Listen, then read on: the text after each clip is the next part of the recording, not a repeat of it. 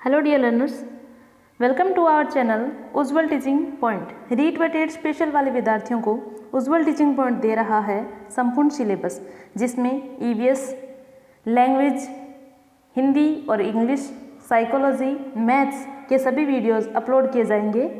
इसलिए आपके अपने चैनल उज्ज्वल टीचिंग पॉइंट को सब्सक्राइब कर लीजिए और बेल आइकन को भी प्रेस कर लीजिए ताकि हर वीडियो का नोटिफिकेशन आपको मिलता रहे।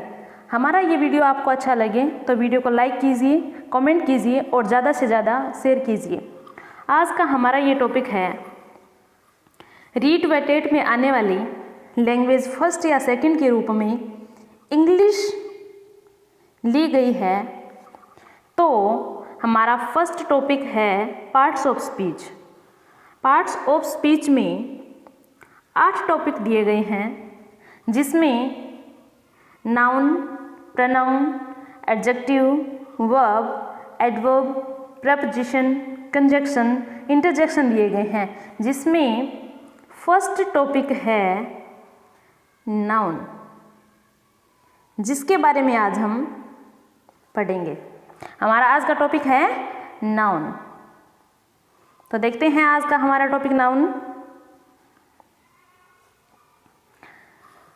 सबसे पहले नाउन होती क्या है? नाउन होती क्या है? डेफिनेशन क्या है? कोई नाउन की डेफिनेशन जो आपके दिमाग में हो, आप हमें कमेंट बॉक्स में कमेंट कर बता सकते हैं। 2 डेफिनेशन है। पहली है noun is the name of a person, place, animal, thing, conditions etc।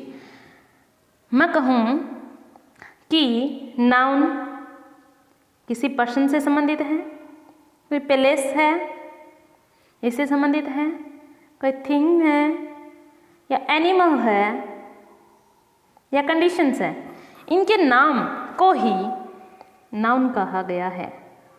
या फिर मैं ये कहूँ noun is a naming word. Noun is a naming word.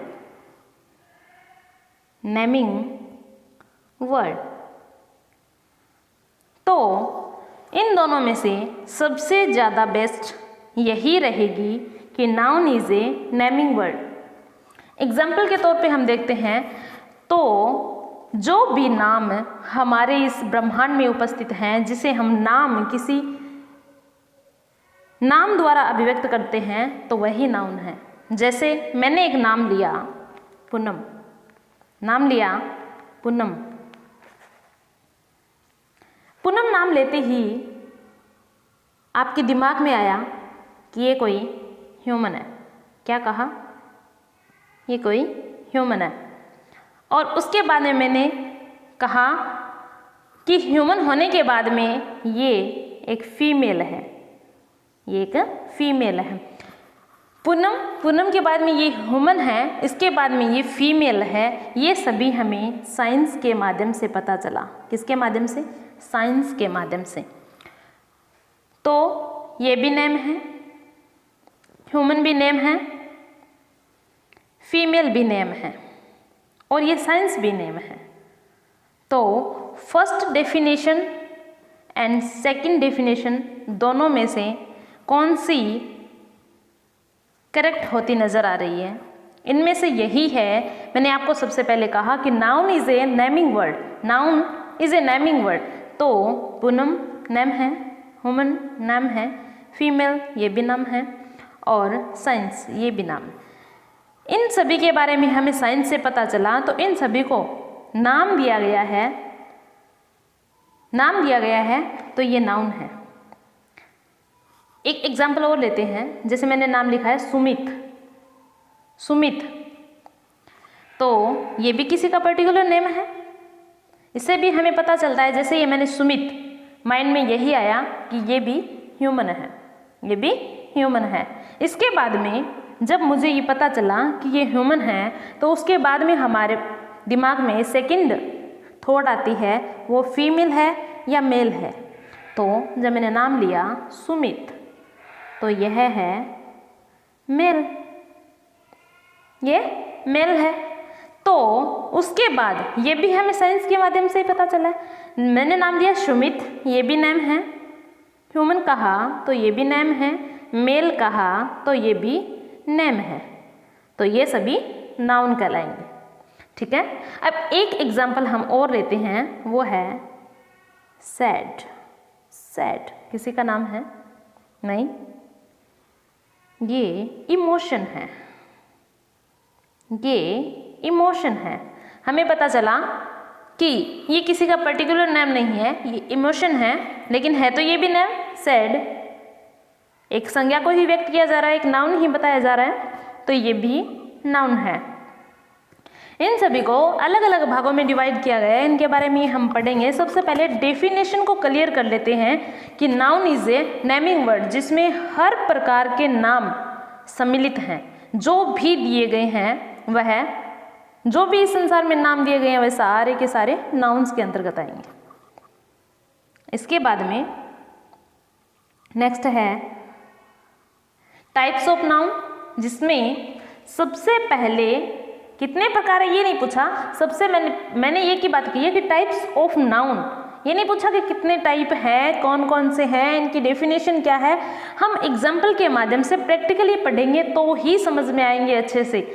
Theories तो बुक्स के माध्यम से भी पढ़ी जा सकती हैं, एग्जाम्पल के थ्रू हम अगर सीखेंगे तो बहुत ही बेहतर तरीके से सीख सकते हैं।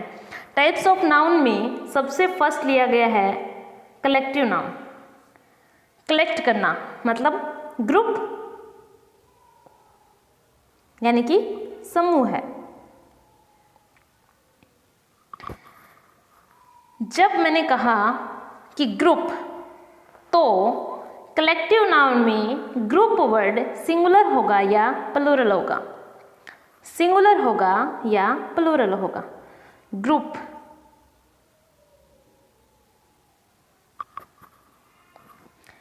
इसी से समझ में आ जाएगी कलेक्टिव नाउन है क्या।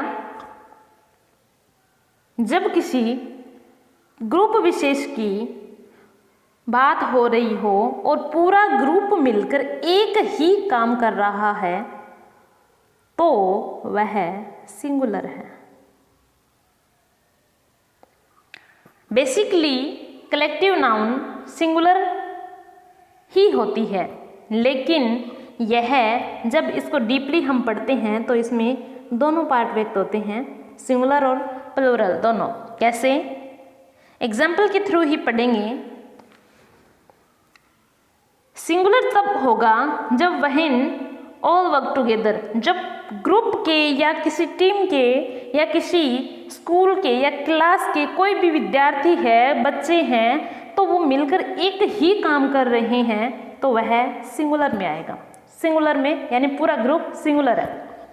लेकिन जब when everyone is different from each other, जब सारे मिलकर एक काम कर रहे हैं तो वह सिंगुलर है, लेकिन वे सारे अलग अलग काम कर रहे हैं तो प्लूरल होगा। प्लूरल होगा। कैसे? मैंने कहा क्लास इज स्टडिंग। एग्जाम्पल लिया, क्लास एक ग्रुप है, स्टडिंग, स्टडी कर रही है, पढ़ाई कर रही है, पूरी क्लास मिलकर पढ़ाई कर रही है। जरूरी नहीं है कि क्या सब्जेक्ट पढ़ रहे हैं उनके बारे में कोई भी यहाँ पर बताया नहीं गया कि ये सब्जेक्ट पढ़ रहा है, वो बात कही गई है कि क्लास स्टडिंग। तो यहाँ पर जब मैं लिखूँ इज, एम, आर, यही बताएंगे कि ये प्लूरल है या सिंगुलर है, यही व्यक्त करेंगे, यही बताएंगे हमें, यानी हेल्पिंग वर्ब के माध्यम से ही हमें पता चलेगा। कैसे? क्लास, जब पूरी क्लास मिलकर या ग्रुप मिलकर एक ही वर्क कर रहा है तो वह सिंगुलर होगा। तो क्लास के लिए यहाँ पर यूज होगा इज। क्या यूज होगा? इज। तो क्लास इज स्टडिंग। एक और एग्जाम्पल लिया, क्लास डैश टेकन सीट्स। ये एग्जाम्पल लिया तो इस एग्जाम्पल में ये कहा जा रहा है, क्लास को टीचर के द्वारा ये कहा जा रहा है कि अपने सीट्स ग्रहण कीजिए, अपने सीट पर बैठ जाइए। तो क्या एक ही सीट पर पूरी क्लास बैठ जाएगी? एक ही सीट पर पूरी क्लास बैठ जाएगी या सभी अपनी अपनी डिसाइड जगह पर बैठेंगे? तो एक ही काम नहीं हो रहा, काम अलग अलग हो रहा है। तो यहां पर हैव या हैज क्या यूज करेंगे? मैंने कहा सिंगुलर के लिए हैज और प्लूरल के लिए हैव। तो क्लास एक है, लेकिन जहां काम की बात हो रही है वह डिफरेंट फॉर्म में है, तो हैव यूज होगा। Class have taken seats. एक और एग्जाम्पल लिया गया है, team dash playing. Team dash playing, कोई टीम कोई ग्रुप खेल रहा है तो वह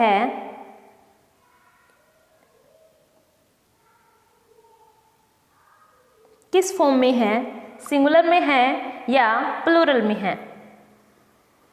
वह एक ही वर्क कर रहा है तो सिंगुलर में है।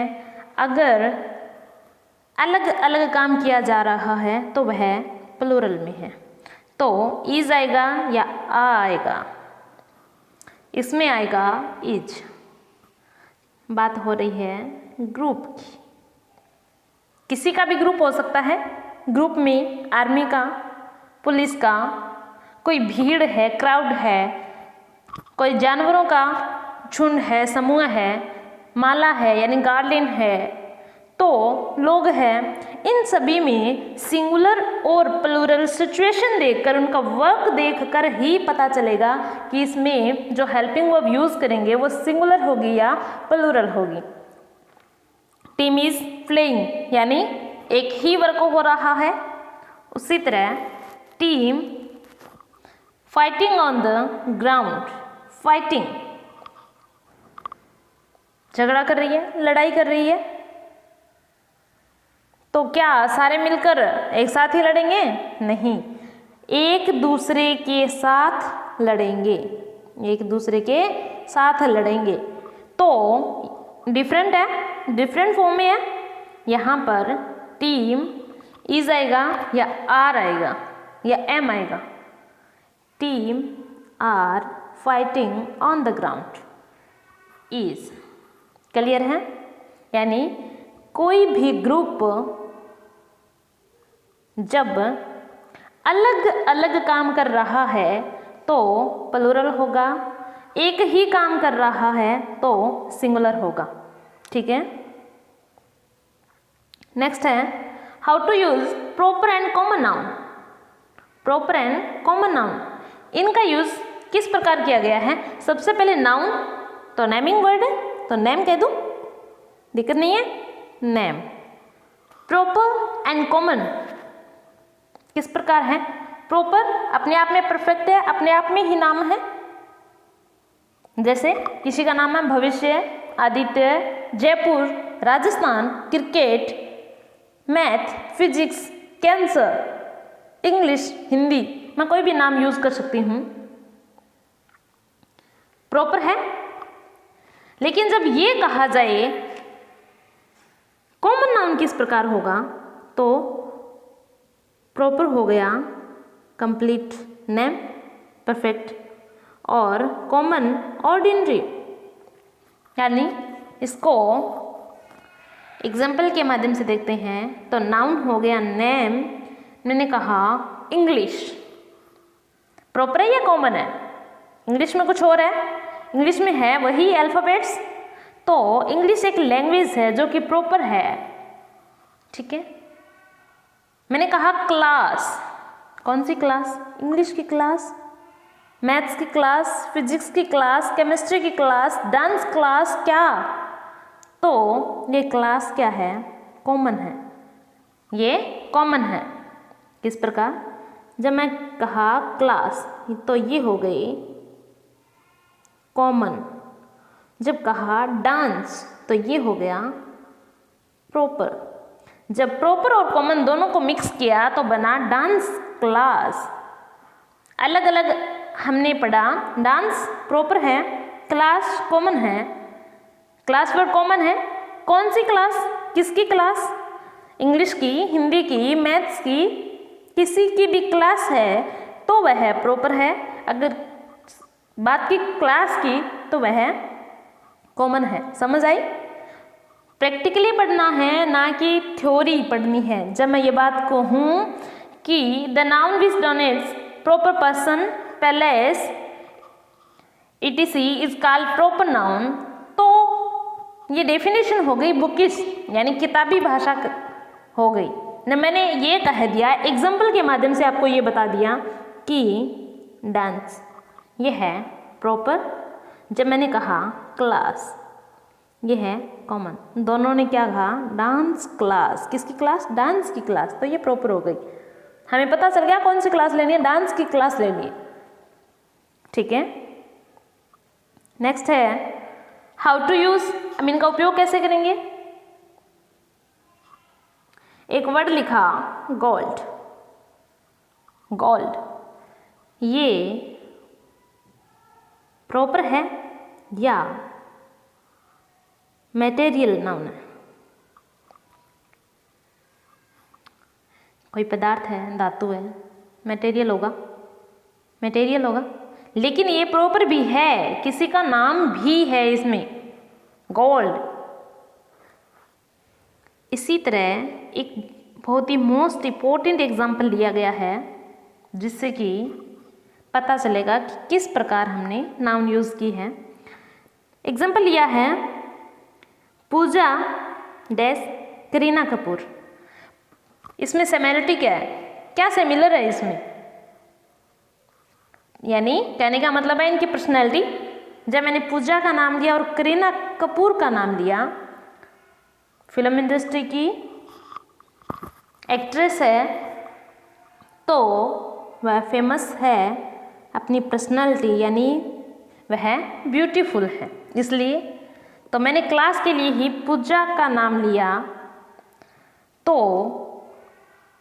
जब ऐसी सिचुएशन हो जाती है और हमें जब एग्जाम्पल को सेट करना है, सही रूप में लिखना है, तो किस प्रकार लिखेंगे कि सबसे पहले फर्स्ट पर्सन हुआ, यानी जो एक नंबर है वह हमारी करीना कपूर, और सेकंड कैसे, जो बड़ा है वो पहले आया है वह करीना, और उसके बाद में मैंने इसको देखकर इन्हीं की बात के रूप में कहा है तो वह है पूजा, सेकंड हो गया।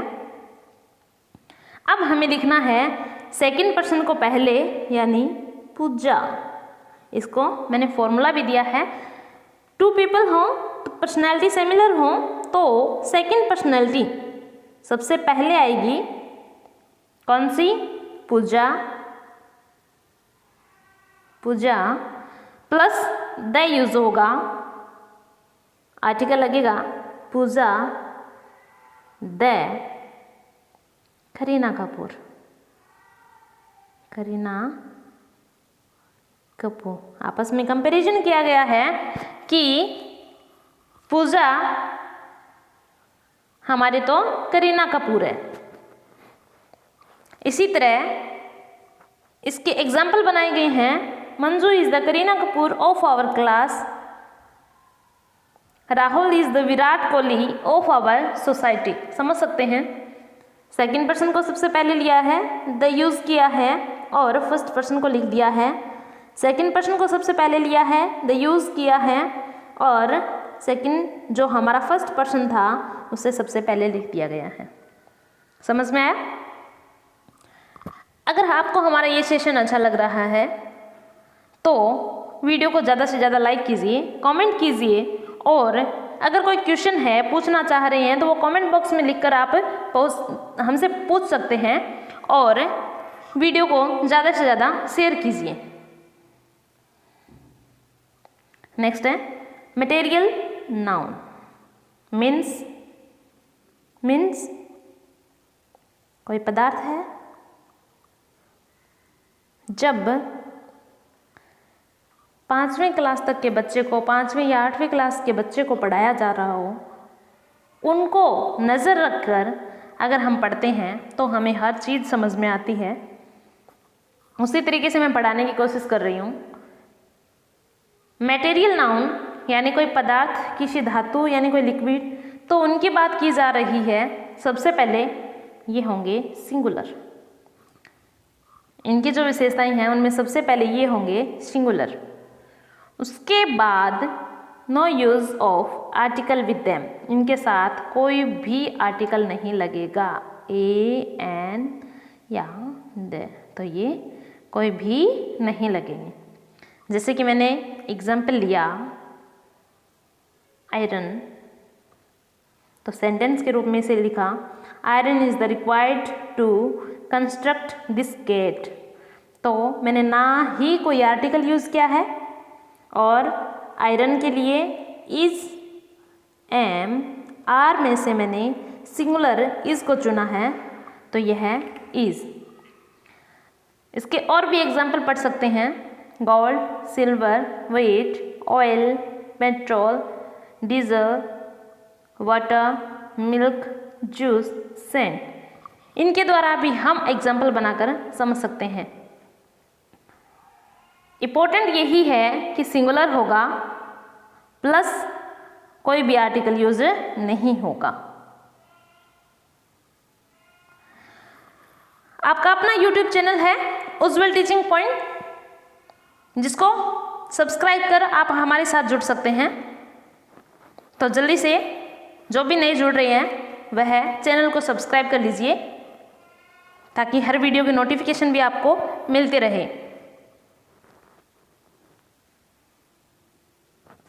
नेक्स्ट है नाउन जेंडर। क्या है नाउन जेंडर? नाउन नेम कह सकते हैं, जेंडर जिनको 2 पार्ट्स में डिवाइड किया है, male female. Male Sumit, female Monika. इन नामों से हमें पता चलता है कि ये फीमेल है, ये मेल है, यानी बायोलॉजिकल ऑर्डर के रूप में इनको समझा है। ऐसे ही मैंने एक वर्ड लिया डेथ, ये क्या है, मेल है या फीमेल है? ये तो हमें पता है, प्रॉपर नेम दिए गए हैं, हमें पता है मेल है फीमेल है। लेकिन जब मैंने एक वर्ड लिखा डेथ, ये क्या है, मेल है या फीमेल है? डेथ, डेथ से हम क्या करते हैं, हैट, हैट, हैट ही तो करते हैं, ये भी एक वर्ड है। और डेथ अपनी दिखा रही है स्ट्रेंथ, शक्ति, यानी जो वर्ड हमें ये फील करवाए कि ये अपनी स्ट्रेंथ दिखाने का काम कर रही हैं, तो वह मेल होते हैं, वह मेल होते हैं। बात सीधी सी है, जो अपना दबाव दिखा रहा हो, अपना दमखम दिखा रहा हो, हमें ये लग रहा हो कि ये हमें फोर्स करने की कोशिश कर रहा है, तो वहाँ मेल होता है, यानी वह कौन सा जेंडर होगा, मेल। जैसे एक एग्जाम्पल लिया, वी हैड डेथ।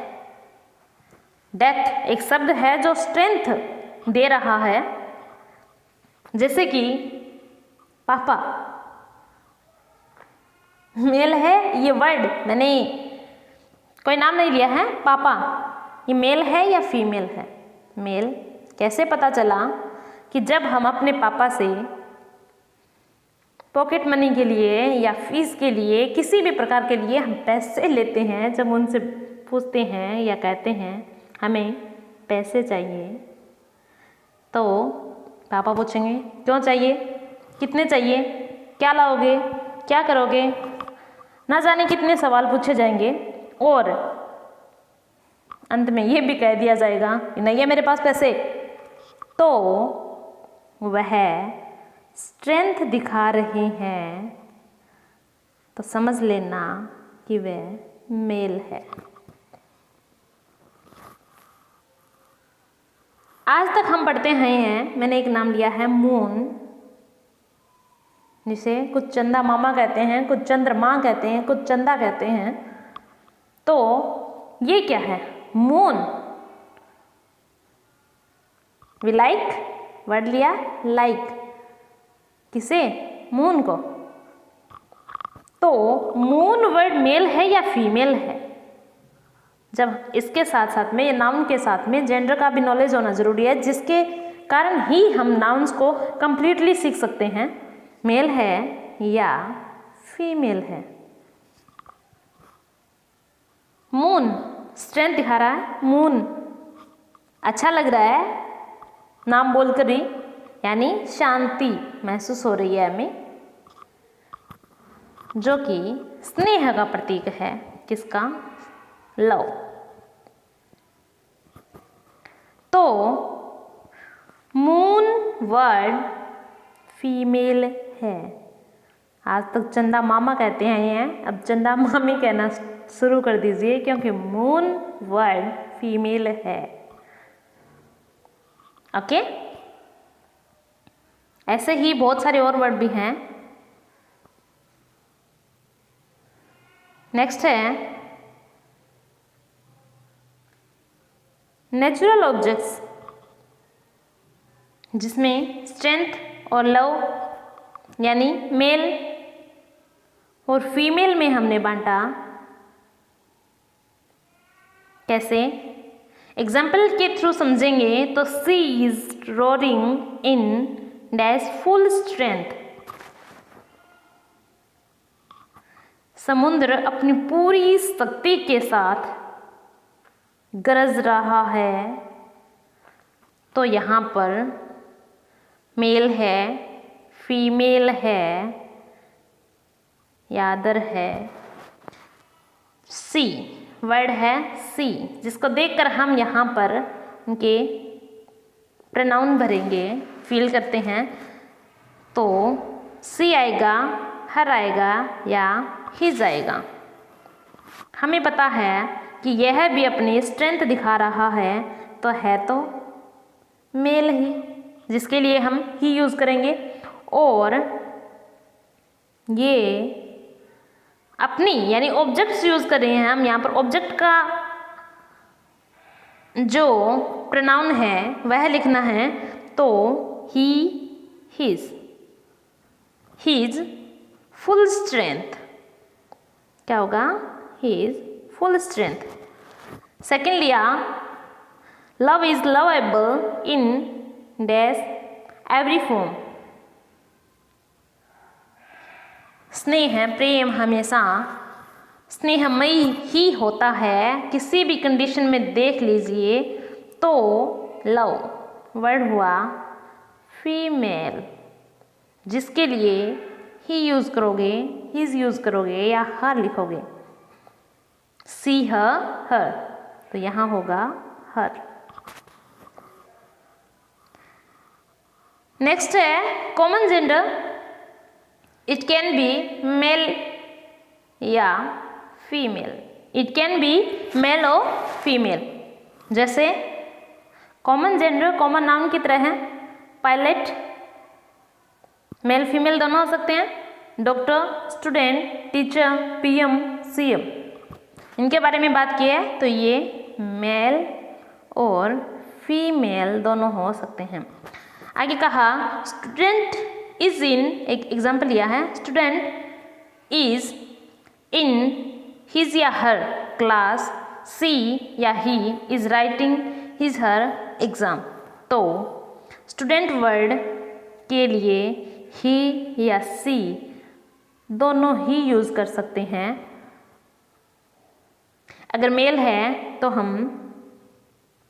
ये लिखेंगे student is in his class, he is writing his exam. ठीक है। अगर फीमेल है तो लिखेंगे student is in her class she is writing her exam। ठीक है, आगे है जो मैंने वर्ड यूज़ किया स्टूडेंट, तो वह कॉमन नाउन में है। आगे है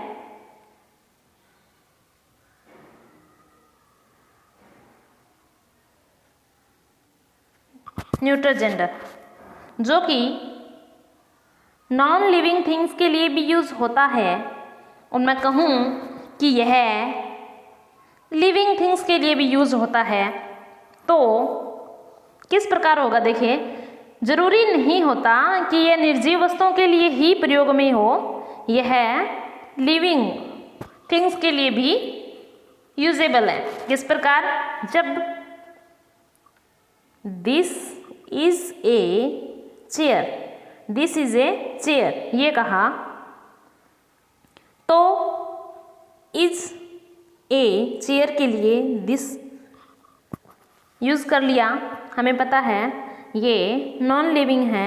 जब मैंने कहा ह्यूमन और एनिमल्स के लिए भी यह इट यूज़ होता है। नॉन लिविंग के लिए हम इट यूज़ करते हैं, क्या ये लिविंग थिंग्स के लिए भी यूज़ होता है? होता है जी, बिल्कुल होता है। किस प्रकार होता है देखिए, इट का यूज़ जब यूज़ करते हैं तब हमें ये पता नहीं होता ह्यूमन में कि यह मेल है या फीमेल है, तो हम उसके लिए इट यूज़ कर सकते हैं। जब हमें यानी कोई इन्फेंट है, उनके बारे में पता नहीं है ये मेल है या फीमेल है, तब हम इट यूज़ करते हैं। एग्जाम्पल रखिए, baby is crying for her his its mother, यानी baby is crying for dash mother. Baby is crying, हमें पता नहीं है, हम इस चीज़ के बारे में बिल्कुल भी अंदाज़ा नहीं है कि ये फीमेल है या मेल है, तो वह अपनी माँ के लिए रो रहा है या रो रही है। इसको किस प्रकार लिख सकते हैं, तो हम इसे इट्स मदर इट लिखकर व्यक्त कर सकते हैं और यह सेंटेंस करेक्ट होगा। तो इट कहाँ यूज़ होगा, जब हम ये पता नहीं कर पा रहे कि ये मेल है या फीमेल है, हम अनजान है इस चीज़ से, तो इट यूज़ होगा। तो baby is crying for its mother. Next है अब्स्ट्रैक्ट नाउन, मीन्स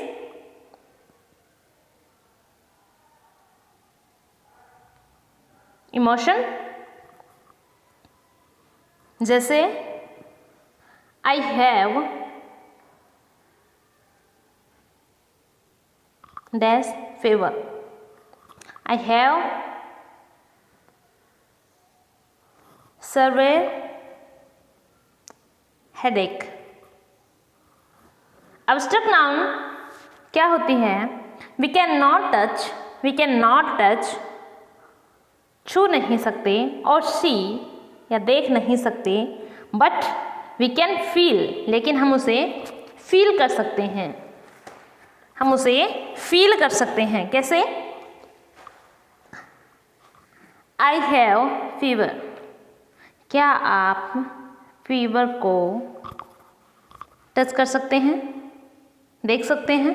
नहीं, इसे सिर्फ फील किया जा सकता है, तो ये अब्स्ट्रैक्ट नाउन है। और जब हमें ये पता चले कि इसका सोर्स क्या है, यानी जो हमारा सब्जेक्ट है वह सिंगुलर है प्लूरल है, उसी को देखते हुए हम इसमें आर्टिकल यूज़ करते हैं, यानी इसमें आर्टिकल यूज़ किया जाता है।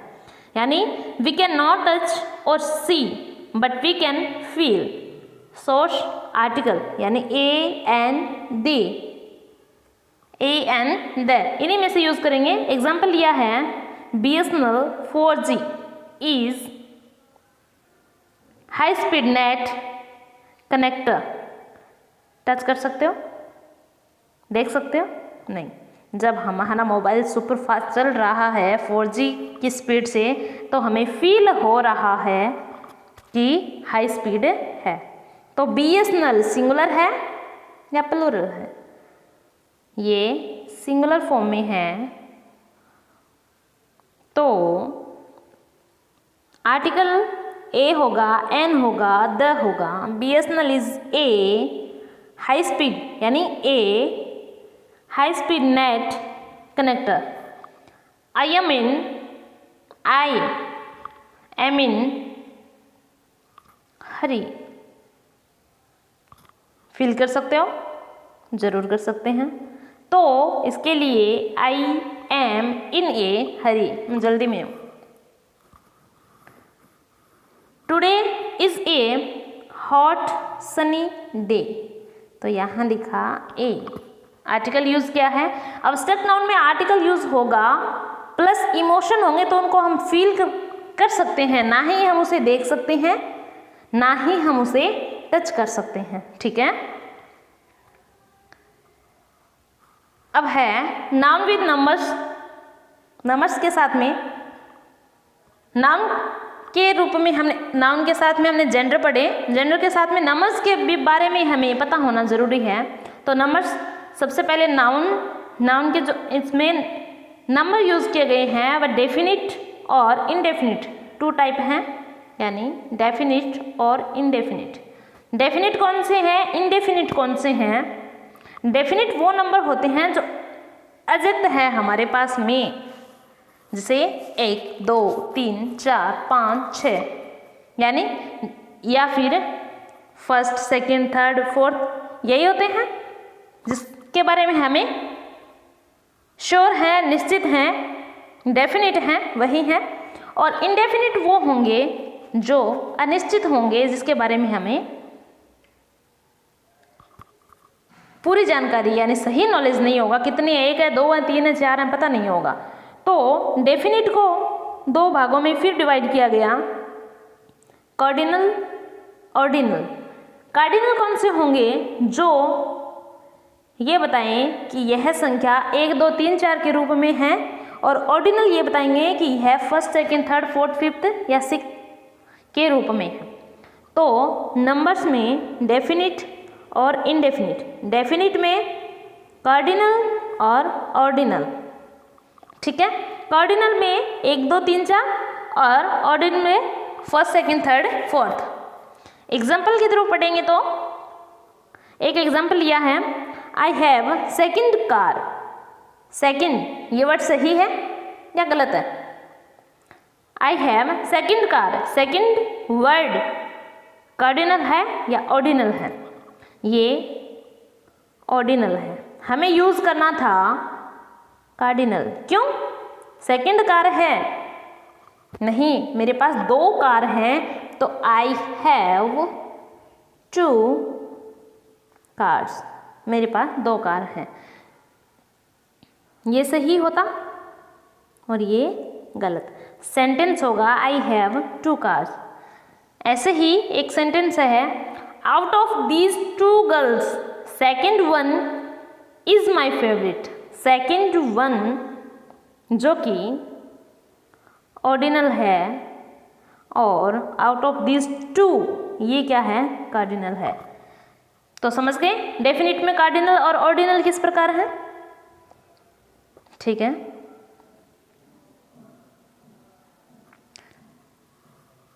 डेफिनिट पढ़ा, अब है इनडेफिनिट। इनडेफिनिट में अनकाउंटेबल नंबर्स होते हैं जिनको काउंट नहीं किया जा सकता, यानी अनकाउंटेबल होते हैं। Every student is doing good. Every student is doing good, 1 है, 2 है, 3 है, 4 है, जितने भी हैं वो सारे अच्छा कर रही हैं। ये पता नहीं है 1 है या 2 है, लेकिन जितने भी हैं वो सारे अच्छा कर रही हैं। Every student is doing good. Okay, तो इसमें every, some, any, every, some, any, few, little, much, many, more. I have many gray hairs. Example लिया है I have many gray hairs. White नहीं लिया है, ग्रे हेयर्स। तो इसमें मैंने यूज़ किया हेयर, और सेकंड सेंटेंस में यूज़ किया है there are many hairs in the floor. जब हमारे बाल सर पर हैं तब तक वे अनकाउंटेबल हैं, गिने नहीं जा सकते, और जब वो टूटकर फर्श पर गिर पड़े हैं तो उन्हें हम हेयर्स कह सकते हैं। अब हम सेंटेंस लिखने में ये कह देते हैं कि I have many grey hairs. कितने हैं हमें थोड़ी पता है, अनकाउंटेबल है, तो ये सिंगुलर फॉर्म में यूज़ किया गया है। और जब टूटकर फर्श पर बिखर चुके हैं तो हम इसे प्लूरल कह सकते हैं। ये था हमारा आज का टॉपिक नाउन।